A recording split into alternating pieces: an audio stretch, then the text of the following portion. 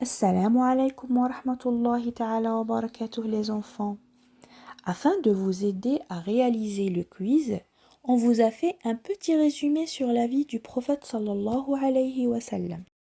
Muhammad sallallahu alayhi wa sallam est né le lundi 12 Rabi'ul Awwal de l'an dit de l'éléphant. Savez-vous pourquoi on l'a nommé ainsi?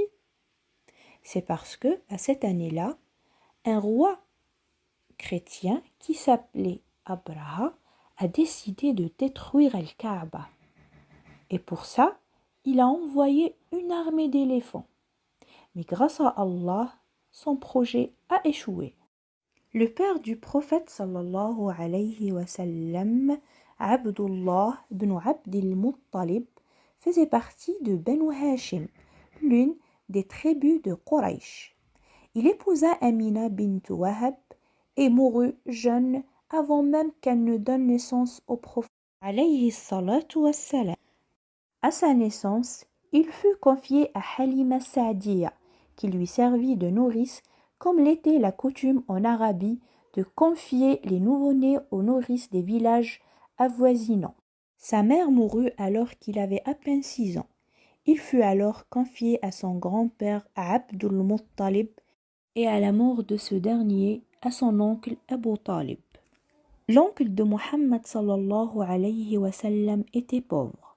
Il dut alors travailler dès sa jeunesse pour l'aider à subvenir aux besoins de la famille. Il fut d'abord berger avant de travailler dans le commerce. Dès sa jeunesse, Muhammad sallallahu alayhi wa sallam fut connu auprès de la tribu de Quraysh par sa grande sincérité. Il le surnommait Al-Amin, celui à qui l'on peut faire confiance. Khadija, une riche dame de Quraysh, lui confia ses caravanes de commerce pour qu'il lui gère ses affaires. Elle fut impressionnée par son honnêteté et son intégrité, et ce fut elle qui lui proposa de l'épouser. Sayyiduna Muhammad alayhi salatu wassalam avait alors 25 ans quand il épousa Khadija bint Khuwaylid. Leur mariage dura 25 ans jusqu'à la mort de Khadija. Le prophète n'épousa guère d'autres femmes jusqu'à la mort de cette dernière. Khadija fut non seulement la première femme, mais aussi la première personne à se convertir à l'islam. Le prophète alayhi salatu wassalam avait pour habitude d'aller se recueillir dans une grotte appelée Gharu Hira, non loin de la Mecque.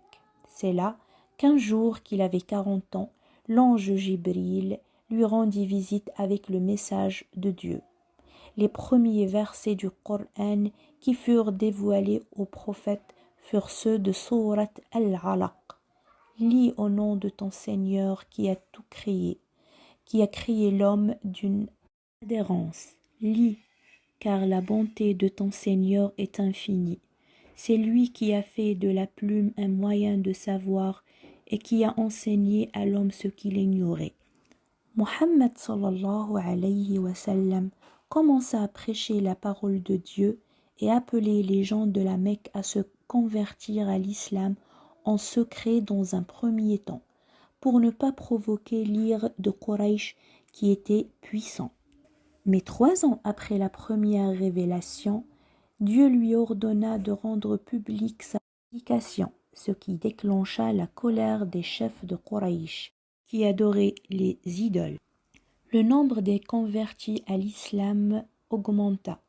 Le nombre de convertis à l'islam augmenta. En même temps, les persécutions de Quraysh envers les musulmans.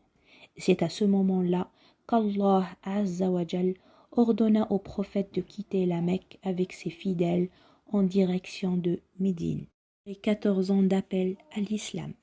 La période de la da'wa dura 23 ans, durant laquelle le Coran fut révélé au prophète jusqu'à son dernier pèlerinage appelé Hajjatul Wada', pèlerinage de l'adieu, où furent révélés les derniers versets. Voilà, c'était un petit résumé de la vie du prophète sallallahu alayhi wa sallam. Maintenant, tu es prêt pour répondre à toutes les questions de quiz. Donc, ne perds pas de temps, qu'Allah te facilite. Assalamu alaikum wa rahmatullah.